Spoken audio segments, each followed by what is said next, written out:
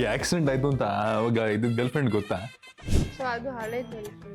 ಹಳೇದ್ ಗೀಳೋದಲ್ಲ, ಈಗ ಮದುವೆ ಆಗಿದ್ದೀನಿ ಅದು ಬೇರೆ ಹಾಕ್ಬಿಟ್ಟಿರ. ನಾನು ಸೀದಾ ಡ್ರಮ್ ಅಂತ ಹೋಗಿ ಅದೊಳಕೆ ಬಿಟ್ಟಿದ್ದೆ. ಸರಳ ಡುಮ್ ಅಂತ ಸರ್ ಗೀಳದ್ ಬಿದ್ದುಬಿಟ್ಟು ಯಾರೋ ನೋಡಿದ್ರ ಅಂತ ಮರ್ಯಾದೆ ಪ್ರಶ್ನೆ ಅಲ್ವಾ. ನಾನು ಸ್ಟಾರ್ಟಿಂಗ್ ಲವ್ ಮಾಡ್ಬೇಕಾದ್ರೆ ಲವ್ ಮಾಡೋದು ಆಕ್ಸಿಡೆಂಟ್, ಲವ್ವೇ ಆಕ್ಸಿಡೆಂಟು. ಕುಡಿದ್ಮೇಲೆ ಟ್ರೋಲ್ ಆಗ್ಲೇಬೇಕು.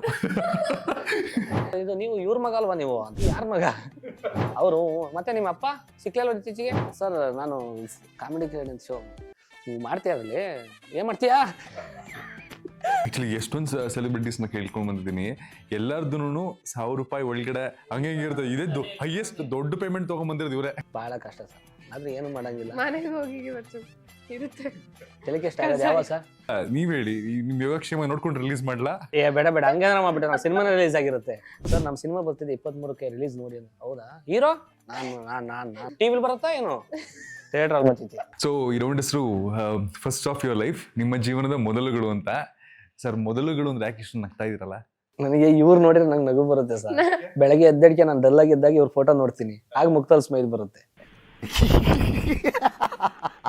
ಅಂದ್ರೆ ನಾನು ಕಾಮಿಡಿ ಪೀಸ್ ಅನ್ಕೊಂಬೇಡಿ, ಬಟ್ ಅವ್ರಿಗೆ ಗೊತ್ತಿಲ್ಲ ರೀತಿ ಹಾಗೆ ಇತ್ತು ಸರ್. ನಾನು ಡಬ್ಬಿಂಗ್ ಮಾಡ್ತಾ ಇರ್ಲಿ ಇಲ್ಲ ಇಂಟರ್ವ್ಯೂ ಕೂತ್ಕೊಳ್ಳಿ ಸರ್, ನಗ್ತಾನೆ ಇರೋದು. ಈಗ ನೋಡಿ ಅವ್ರು ನಿಲ್ಲಲ್ಲ ಹಂಗೆ. ನೋಡಿ ಈಗ ನೋಡಿ, ಜೀವನದಲ್ಲಿ ಯಾವಾಗ್ಲೂ ಅದಕ್ಕೆ ನಾವು ಅದಕ್ಕೆ ನಗ್ಸಿದ್ದು. ಸೊ ಮೊದಲನೇ ಕ್ವಶನ್, ನಿಮ್ ಜೀವನದಲ್ಲಿ ಮೊದಲು ವೈರಲ್ ಆದಂತಹ ತಿಂಗು, ವೈರಲ್ ಆಗಿರುತ್ತಲ್ಲ, ನೀವು ಆಕ್ಟ್ ಮಾಡಿ ಯಾವ್ದಾದ್ರು ಒಂದು, ಈಗ ಮೌನ ಅನ್ನೋದು ನಾಳೆಯಿಂದ ಇಲ್ಲ ಇವತ್ತು ರಾತ್ರಿಯಿಂದ ಜನಗಳಿಗೆಲ್ಲ ಗೊತ್ತಾಗೋಯ್ತು. ಓಕೆ, ಯಾವುದೋ ಒಂದು ಇನ್ಸ್ಟೆನ್ಸ್ ಇಂದ ಇಲ್ಲ ಯಾವುದೋ ಒಂದು ನಿಮ್ ಪಾತ್ರದಿಂದ ಅಥವಾ ನಿಮ್ದು ಯಾವುದೋ ಒಂದು ಸ್ಕಿಟ್ ಇಂದ, ಆ ಥರದ್ದು ಮೊದಲು ವೈರಲ್ ಆದಂತಹ ಥಿಂಗ್ ಏನು? ನಾನು ಆಕ್ಚುಲಿ ನಂದು ಅಂದ್ರೆ ಚಾರು ಬಂದ್ಬಿಟ್ಟು ಪಾರ್ಟಿ ಪರ್ಸನ್. ಸೊ ನಾನೊಂದು ಕುಡ್ದ್ಬಿಟ್ಟು ಒಂದು ಇದ್ ಮಾಡೋ ರೀತಿ ಇತ್ತು, ಆಯ್ತಾ. ಸೊ ಅಂದ್ರೆ ನಾನು ಫುಲ್ ಕುಡ್ದ್ಬಿಟ್ಟು ಹೋಗಿ ರಾಮಾಚಾರಿ ಮನೆ ಮುಂದೆ ದೊಡ್ಡ ಸೀನ್ ಕ್ರಿಯೇಟ್ ಮಾಡ್ತೀನಿ. ಸೊ ಅದು ಫುಲ್ ಎಲ್ಲ ಕಡೆ ಟ್ರೋಲ್ ಆಗಿತ್ತು. ಅಂದ್ರೆ ಅದೇ ಕುಡ್ದು ಮಾಡಿರೋ ಸೀನ್ ಆಲ್ಮೋಸ್ಟ್ ಎಲ್ಲ ಕಡೆ ಟ್ರೋಲ್ ಆಗೋದು, ಆ ತರ ಆಗ್ತಾ ಇತ್ತು. ಕುಡಿದ್ಮೇಲೆ ಟ್ರೋಲ್ ಆಗ್ಲೇಬೇಕು. ಎಲ್ರೂ 10 ಸೆಕೆಂಡ್ ಮೌನಾಚರಣೆ ಮಾಡೋಣ. ಎಸ್ ಸರ್, ನಿಮ್ದು? ನಮ್ದು ಸೇಮ್ ಕುಡ್ದದ್ದೆ. ನನಗೆ ಹೇಳ್ಬಿಟ್ರೆ ಕಾಪಿ ನಂಗೆ ಆಗ್ಬಿಡುತ್ತೆ ಅಂದ್ಬಿಟ್ಟು ಈಗ ಬೇರೆ ಟೀ ಕಡೆ ಬರ್ತೀನಿ. ನಮ್ದು ಜಾಸ್ತಿ ಸಾಯಿ ಕುಮಾರ್ ಡೈಲಾಗ್ ಅವ್ರದ್ದು ಜಾಸ್ತಿ ವೈರಲ್. ಸ್ಟಾರ್ಟಿಂಗ್ ಅದೇ ಮಾಡಿದ್ದು. ಅದನ್ನ ಎಲ್ಲಾ ಕಡೆ ಒಂದು ವಾಯ್ಸ್ ಚೇಂಜ್ ಮಾಡಿ ಹಾಕ್ಬಿಟ್ಟಿದ್ರು. ನಾನು ಅದನ್ನ ಒಂದಿಷ್ಟು ಫಂಬಲ್ ಮಾಡಿದ್ದೆ, ಅದನ್ನ ಒಂದಿಷ್ಟು ಆಗಿತ್ತು ಆ ಟೈಮಲ್ಲಿ. ಅದೇ ಮೆಮೊರಿ ಜಾಸ್ತಿ. ಸೊ ನಿಮ್ಮ ಜೀವನದಲ್ಲಿ ಆದಂತಹ ಮೊದಲ ಆಕ್ಸಿಡೆಂಟ್ ತುಂಬಾ ನೆನಪಿರುತ್ತಲ್ಲ, ಆ ತರದ ಆಕ್ಸಿಡೆಂಟ್ ಯಾವುದು? ಆಕ್ಸಿಡೆಂಟ್ ಅಂದ್ರೆ ಏನ್ ಸರ್, ಇದು ಟಚ್ ಆಗಿರೋ ಅಂತವ ಬೈಕು ಅದ ಹಂಗ. ನಾನೇನೋ ಜೀವನದಲ್ಲಿ ಜುಗುಪ್ಸೆ ಬಂದ ಆಕ್ಸಿಡೆಂಟ್ ಅಂತ ನಾನು. ಸರಿ ಸರ್, ಹೇಳಿ ಇವ್ರು ಹೇಳ್ತಾರೆ ಸರ್, ಇವ್ರು ಹೇಳಿದ್ಮೇಲೆ ನಾನು ಹೇಳ್ತೀನಿ. ನನ್ಗೆ ಅಂತ ಆಕ್ಸಿಡೆಂಟ್ಗಳು ಯಾವ್ದು ಇಲ್ಲ.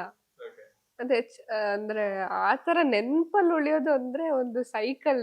ನಾನು ಅವಾಗ ಸೈಕಲ್ ತೆಕ್ಕೊಟ್ಟಿದ್ರು. ನಾನು ಅವಾಗ ಒಂದ್ 2ನೇ ಕ್ಲಾಸ್ ಏನೋ ಅನ್ಸುತ್ತೆ, 2ನೇ ಕ್ಲಾಸ್ 3ನೇ ಕ್ಲಾಸು. ಅವಾಗ ನನ್ಗೆ ಅಂದ್ರೆ ಸಂಜೆ ಬಂದ ತಕ್ಷಣ ಸ್ಕೂಲಿಂದ ಕೈಕಾಲ್ ಮುಖ ತೊಳೆಯೋದೆಲ್ಲ ಇಲ್ಲ, ಬ್ಯಾಗ್ ಎಸಿ ಬಟ್ಟೆ ಚೇಂಜ್ ಮಾಡು ಸೈಕಲ್ ತಗೊಂಡು ಹೋಗು. ಅಂದ್ರೆ ನನ್ಗೆ ಎಲ್ಲರೂ ಆಲ್ಮೋಸ್ಟ್ ನನ್ನ ಫ್ರೆಂಡ್ಸ್ ಎಲ್ಲ ಇದ್ದಿದ್ದು ದೊಡ್ಡ ಅಣ್ಣಂದ್ರು. ನಾನೊಬ್ಳೆ ಹುಡುಗಿ, ಅದ್ರಲ್ಲಿ ನಾನೊಬ್ಳೆ ಚಿಕ್ಕವಳು. ಅವ್ರ ಜೊತೆ ಹೋಗೋದಿಕ್ಕೆ ಅವರೆಲ್ಲ ಆಲ್ರೆಡಿ ಹೋಗ್ಬಿಟ್ಟಿರ್ತಿದ್ರು.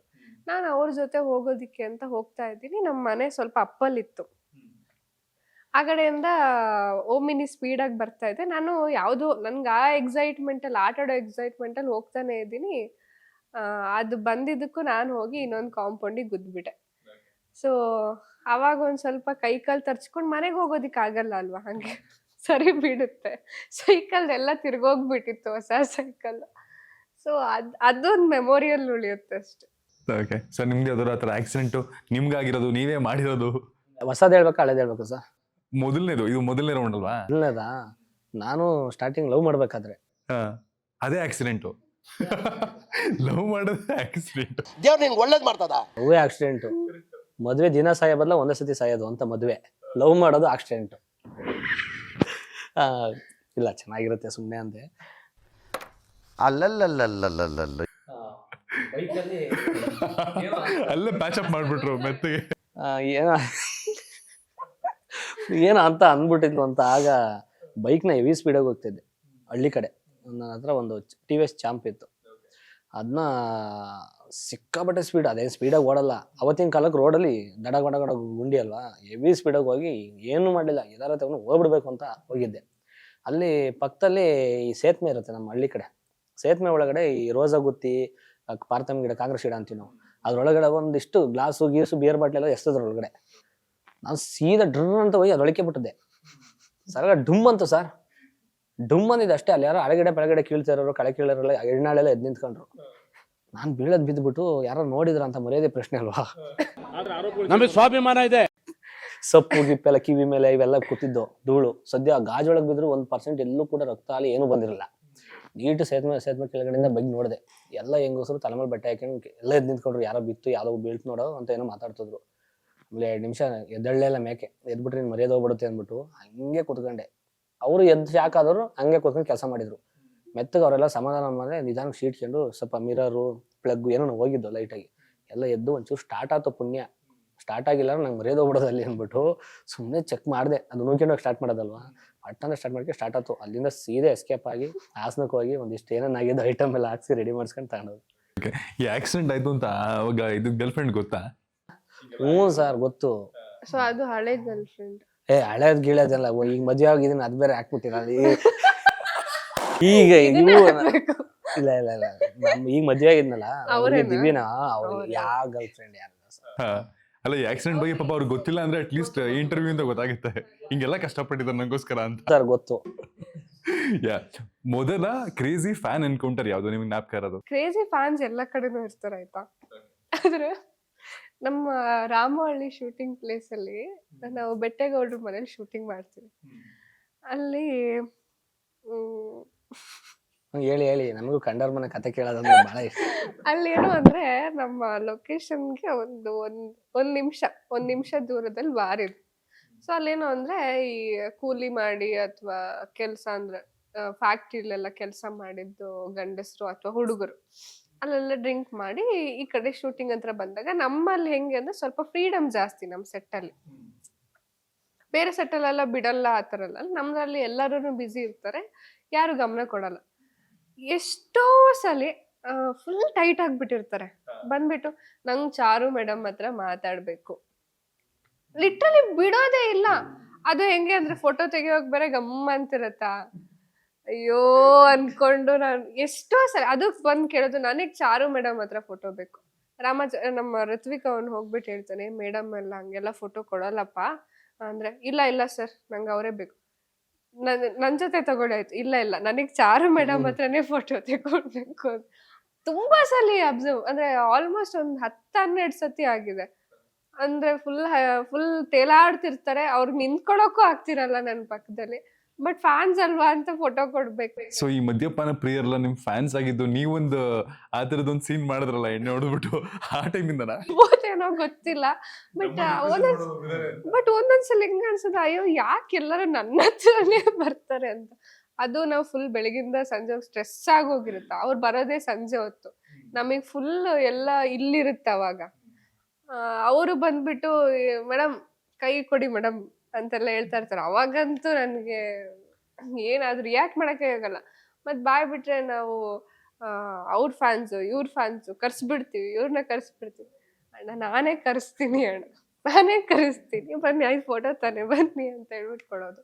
ಬಿಟ್ರೆ ಕ್ರೇಜಿ ಫ್ಯಾನ್ ಮೂಮೆಂಟ್ ಎಲ್ಲಾ ಕಡೆನೂ ಇರುತ್ತೆ. ಆದ್ರೆ ಈ ತರ ಇದು ಎಕ್ಸ್ಟ್ರೀಮ್.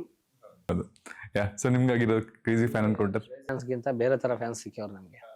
ಎಲ್ಲ ಫೋಟೋ ತೆಗ್ಸಿ, ಸರ್ ಸಕ್ಕತ್ತ ನೋಡಿದೀವಿ, ನಿಮ್ದೆಲ್ಲ ನೋಡಿದೀವಿ, ಹಂಗ್ ನೋಡಿದೀವಿ ಹಿಂಗ್ ನೋಡಿದೀವಿ ಅಂತ ಹೇಳಿ ಲಾಸ್ಟಿಗೆ, ಸರ್ ಇದು ಸೀರಿಯಲ್ ಅಲ್ಲಿ ಸಖತ ಮಾಡ್ತೀರಾ ಸರ್ ನೀವು? ಅಣ್ಣ ನಾನು ಕಾಮಿಡಿ ಕೇಳೋಣ, ಅದೇ ಕಾಮಿಡಿಲೇ ಸಖತ ಮಾಡ್ತೀರ ನೀವು ಅಂತ. ಈ ತರದರೆಲ್ಲ ತಲೆ ಬಿಡೋರು ಅವ್ರೆ. ಆಮೇಲೆ ಇನ್ನೆಲ್ಲ ಒಂದ್ ಕಡೆ ಸುಮ್ನೆ ಆಯ್ ಅಂದಿರ್ತಾರೆ, ನಾನೆಲ್ಲ ನನ್ನೇ ಕಂಡು ಹಿಡಿದ್ರು ಅಂತ. ಸರ್ ಚೆನ್ನಾಗಿದ್ದೀರಾ ಅಂತ, ನಾನು ನೆಕ್ಸ್ಟ್ ಏನೋ ಬೇಬಿ ಕಾಮಿಡಿ ನೋಡ್ತೀನಿ ಅಂತ ಹೇಳ್ತಾರೇನೋ ಅಂತ ನಾನು, ಸರ್ ಇದು ನೀವು ಇವ್ರ ಮಗ ಅಲ್ವಾ ನೀವು ಅಂತ. ನೀ ಯಾರ ಮಗ ಅಣ್ಣ? ನಾ ಕಾಮಿಡಿ ಕ್ರೆಡಿಟ್ ಹಾಕ್ಬಿಡೋದು. ಅವ್ರೇನ ಅನ್ಕೊಂಡಿರ್ತಾರೆ, ಯಾರ ಪಕ್ಕದ ಮನೆ ಯಾರ ಪಾಪಣ್ಣ ಮಗನ ಆ ತರ ಅನ್ಕೊಂಡು ಆಯ್ ಅಂದಿರ್ತಾರೆ. ನಾನೆಲ್ಲ ಕಾಮಿಡಿ ಕಿಲಾಡಿ ನೋಡಿ ಕಂಡಿಡಿದ್ರು ಅಂತ ನಾನು ತುಟಿ ಕಿಸ್ಕೊಂಡು ಹತ್ರಕ್ಕೆ ಹೋಗಿ ಶೇಕ್ ಹ್ಯಾಂಡ್ ಕೊಡೋದು. ನಮಸ್ಕಾರ ಸರ್, ಚೆನ್ನಾಗಿದ್ದೀರಾ ಅಂತ ನಾನು ಫ್ಯಾನ್ಸ್ ತರ ಮಾತಾಡ್ಸೋದು. ಅವರು ಮತ್ತೆ ನಿಮ್ಮ ಅಪ್ಪ ಸಿಕ್ಲಲ್ಲ ಇತ್ತೀಚೆಗೆ? ಸರ್ ನಾನು ಕಾಮಿಡಿ ಕಿಲಾಡಿ ಅಂತ ಶೋ ಮಾಡ್ತೀಯ, ಅದ್ರಲ್ಲಿ ಏನ್ ಮಾಡ್ತೀಯಾ?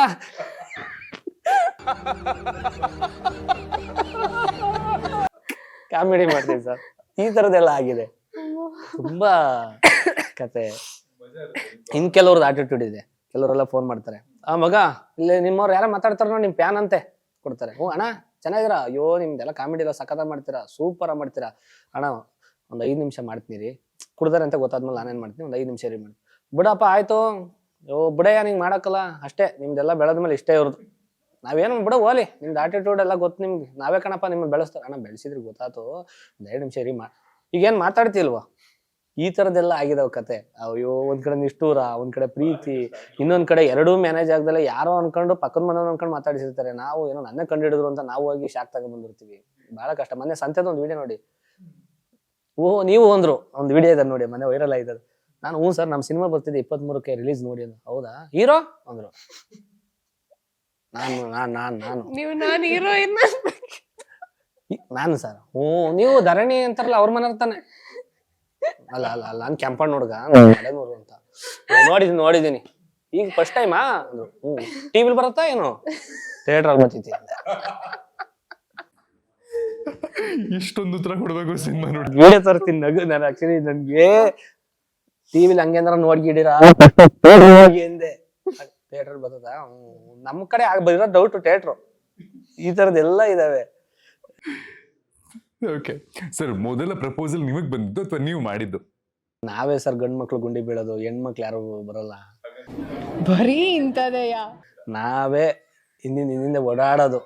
ಕೊನೆ ಜೀವನ ಪೂರ್ತಿ ನೋಡಿ, ಒಂದು ಮಾಡಿರೋ ಎಡವಟ್ಟಿಗೆ, ಒಂದು ಚಿಕ್ಕದಾಗ ಒಂದು ತಾಳಿ ಕಟ್ಟಿದ್ಕೆ ಲೈಫ್ ಲಾಂಗ್ EMI ಕಟ್ಬೇಕು, ಕರೆಂಟ್ ಬಿಲ್ ಕಟ್ಬೇಕು, ಜೀವನದಲ್ಲಿ ಏನೇನೆಲ್ಲ ಮಾಡ್ಬೇಕು. ಬಹಳ ಕಷ್ಟ ಸರ್. ಆದ್ರೆ ಏನು ಮಾಡಂಗಿಲ್ಲ. ಮನೆಗೆ ಹೋಗಿ ಇವತ್ತು ಇರುತ್ತೆ. ಟೆಲಿಕಾಸ್ಟ್ ಆಗೋದು ಯಾವಾಗ ಸರ್? ಟೆಲಿಕಾಸ್ಟ್ ಯಾವತ್ತು ಅಂತ ಕೇಳ್ತಾ ಇದಾರೆ. ಮನೆಗೆ ಹೋಗಲ್ಲ ಅವರು. ನೀವ್ ಹೇಳಿ, ನಿಮ್ ಯೋಗಕ್ಷೇಮ ನೋಡ್ಕೊಂಡು ರಿಲೀಸ್ ಮಾಡ್ಲಾ? ಬೇಡ ಹಂಗೇನಾರ ಮಾಡ್ಬಿಟ್ರೆ ನಾವು ಸಿನಿಮಾ ರಿಲೀಸ್ ಆಗಿರುತ್ತೆ. ಸಿನಿಮಾ ಮಾಡಿ ಸಿನಿಮಾ ರಿಲೀಸ್ಗೆ ಅಲ್ಲ, ನೀವು ಇಷ್ಟೊಂದು ಟ್ಯಾಲೆಂಟೆಡ್. ನಾನು ಈ ಕ್ವಶನ್ ಏನಕ್ಕೆ ಕೇಳಿದೆ ಅಂದ್ರೆ, ನೀವು ಇದೇ ಟ್ಯಾಲೆಂಟ್ ನ ಯೂಸ್ ಮಾಡ್ಕೊಂಡೆ ಪ್ರಪೋಸ್ ಮಾಡಿರ್ತೀರಾ ಅಂತ ಕೇಳಿದೆ. ನೀವು ಅದನ್ನ ಹೇಳಲೇ ಇಲ್ಲ, ಯಾವ ತರ ಹಿಂಗ್ ಮಾಡಿದ್ರಿ ಅಂತ.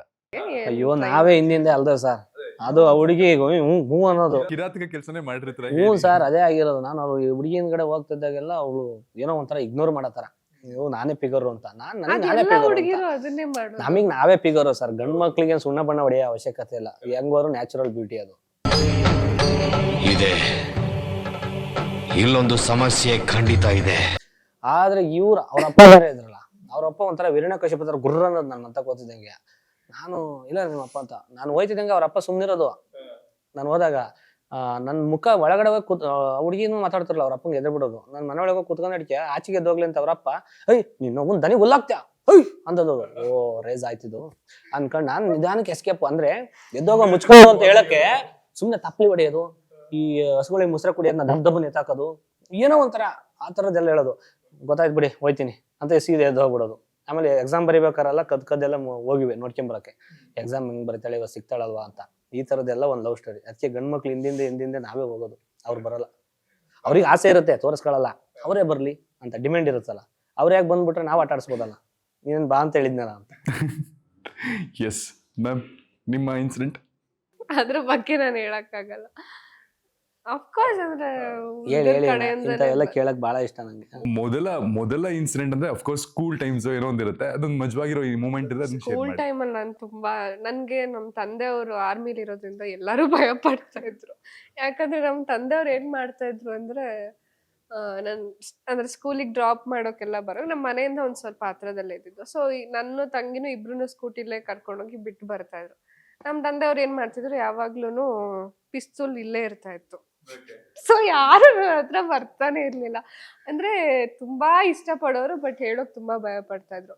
ನಾನು ಒಂಥರ ಸೈಲೆಂಟ್ ಆಗಿದ್ರು ಒಂಥರ ವೈಲೆಂಟ್. ನಾನು ಯಾರ ಹತ್ರನೂ ಮಾತಾಡ್ತಿರ್ಲಿಲ್ಲ, ಯಾರನ್ನು ಮುಖ ಕೊಟ್ಟು ಮಾತಾಡ್ತಾ ಇರ್ಲಿಲ್ಲ. ಬಟ್ ತುಂಬಾ ಮೆಮೊರೀಸ್ ಇದೆ. ಅಂದ್ರೆ ಕಾಲೇಜ್ ಟೈಮ್ಸ್ ಎಲ್ಲ ಆಗಿರ್ಬೋದು, ಕಾಲೇಜ್ ಟೈಮಲ್ಲೂ ಅಷ್ಟೇ. ಅಂದ್ರೆ ನಮ್ಮ ವರಾಂಡ ಹತ್ರನೇ ನಿಂತ್ಕೊಂಡ್ ಬಿಡೋರು. ಅವಾಗ್ಲಿಂದಾನೆ ಫ್ಯಾನ್ಸು. ಬಟ್ ಗನ್ಗೆ ಎದುರ್ಕೋತಿದ್ರು ಅಷ್ಟೇ. ಅವಾಗಿಂದಾನೇ ಇದ್ರು, ಬಟ್ ಪ್ರಪೋಸಲ್ಸ್ ತುಂಬಾ ಬಂದಿದ್ದಾರೆ. ನನ್ನ ಕಡೆಯಿಂದ ಹೋಗಿಲ್ಲ, ಅವ್ರ ಕಡೆಯಿಂದನೇ ಬಂದ. ಓಕೆ ಸರ್, ಮೊದಲ ಅಡ್ವೈಸು ಸ್ಯಾಂಡಲ್ವುಡ್ ಸೆಲೆಬ್ರಿಟಿಗಳಿಂದ ನಿಮ್ಗೆ ಸಿಕ್ಕಿದ್ದು, ಇವತ್ತು ನೀವು ಜ್ಞಾಪಕ ಎಂತ ಅಡ್ವೈಸ್ ಕೊಟ್ಟಿದ್ರಪ್ಪ ಅವರು ಅಂತ? ಆ ಥರ ಮೆಮೊರಿ ಜಾಸ್ತಿ ಇದಾವೆ. ಮೇಡಮ್ ಹೇಳಿರಿ ಸರ್ ಇದು. ಆಕ್ಚುಲಿ ಆ ಥರ ನನಗೆ ಅಂದರೆ ನಾನು ವರ್ಕ್ ಮಾಡಿರೋದು ಎಲ್ಲರೂ ಆಲ್ಮೋಸ್ಟ್ ದೊಡ್ಡ ದೊಡ್ಡ ಆರ್ಟಿಸ್ಟ್. ಅಂದರೆ ನಾನು ಫಸ್ಟ್ ನನ್ನ ಸ್ಕ್ರೀನ್ ಟೈಮಲ್ಲೇ ನನಗೆ ತಂದೆ ಕ್ಯಾರೆಕ್ಟರ್ ಗುರುದತ್ ಪಪ್ಪ ಇದ್ರು, ಆಮೇಲೆ ಅಮ್ಮ ಭಾವನಾ ಅವರಿದ್ರು. ಸೊ ಅಂದರೆ ದೊಡ್ಡ ದೊಡ್ಡವರಿದ್ರು. ಮತ್ತು ಶಂಕರ್ ಅಶ್ವಥ್ ಸರ್ ಆಗಿರಲಿ, ಅಂಜಲಿ ಅಮ್ಮ, ಎಲ್ಲರೂ ದೊಡ್ಡ ಕಾಸ್ಟ್ಗಳು. ಸೊ ಅಂದರೆ ಅವ್ರಿಗೆಲ್ಲ ತುಂಬ ಎಕ್ಸ್ಪೀರಿಯನ್ಸ್ ಇರೋರು. ನಾನು ಭಯ ಪಡ್ಕೊಳ್ತಾ ಇದ್ದೆ. ನನಗೆ ಸೀನ್ ಪೇಪರ್ ಬಂದರೆ ಕೈಕಾಲೆಲ್ಲ ನಡುಗ್ತಾ ಇತ್ತು. ಅವ್ರು ಅಬ್ಸರ್ವ್ ಮಾಡ್ತಾ ಇದ್ರು. ಯಾಕಂದರೆ ಗುರು ಪಪ್ಪ ಎಲ್ಲ ಅವರೆಲ್ಲ ನೋಡೋಕೆ ಒಂಥರ ಭಯಾನಕವಾಗಿ ಕಂಡ್ರು ಮನಸ್ಸಿಂದ ತುಂಬ ಸ್ವೀಟ್ ಆರ್ಟ್. ಅವ್ರು ನನಗೆ ಒಂಥರ ಇವಾಗಲೂ ನಾನು ಕಾಲ್ ಮೆಸೇಜ್ ಮಾಡಿದ್ರು ಹೇಗಿದ್ದೀರಾ ಡ್ಯಾಡ್ ಅಂತಾನೆ ಮಾತಾಡೋದು. ಅವರು ಅಂದರೆ ಅವ್ರಿಗೆ ಮದುವೆ ಆಗಲಿಲ್ಲ, ಮಕ್ಕಳಿಲ್ಲ ಅಂದ್ರೂ, ಬಟ್ ಅವ್ರು ಇವಾಗಲೂ ಹೇಳ್ತಾರೆ, ನೀ ನನ್ನ ಸ್ವಂತ ಮಗಳ ಥರ ಆಡ್ತೀಯಲ್ಲೇ ಅಂತ.